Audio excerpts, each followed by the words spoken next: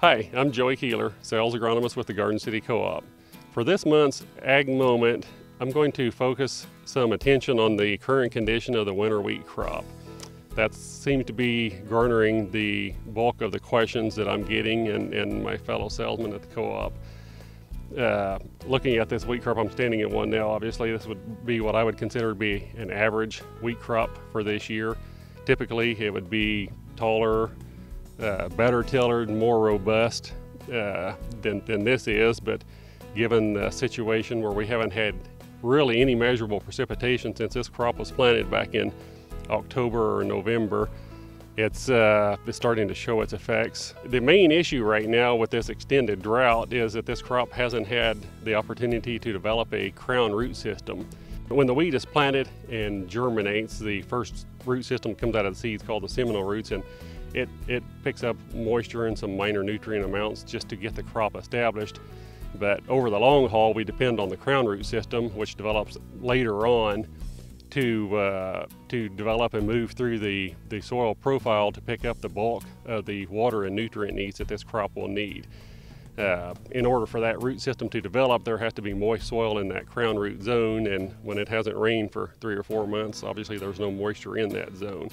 So what we have right now is a pretty well normal developed crop above ground, but a very limited root system beneath the soil.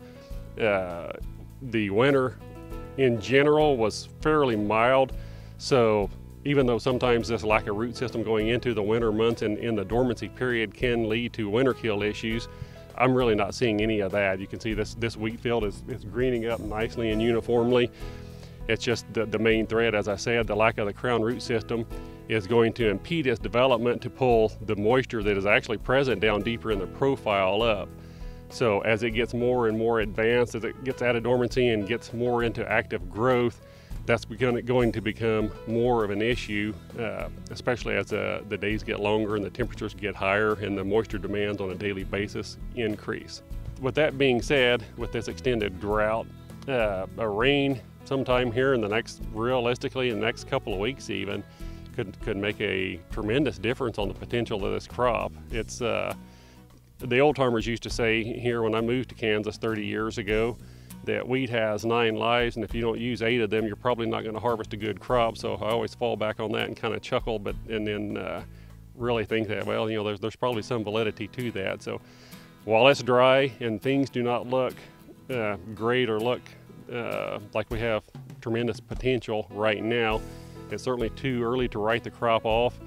This particular field I'm standing in, just standing around me, I can see dozens of tansy mustard weeds. You may have a tendency or an initial thought to, well, it's dry and the wheat may or may not make it, so we're going to hold back and pull some of those expensive out of growing this crop.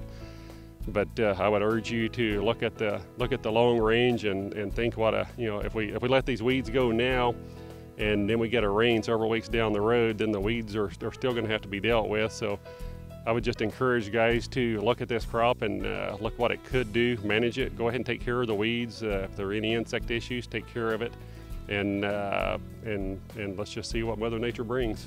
If you guys would have any questions, would like to have a discussion on anything in particular with this crop or any crop or really any production situation on your farm, feel free to give me or any of my cohorts here at the Garden City Co-op, any of the other sales agronomists a call, and we'd be more than glad to come out and either look at the fields with you or talk through any possible situation that may aid your operation.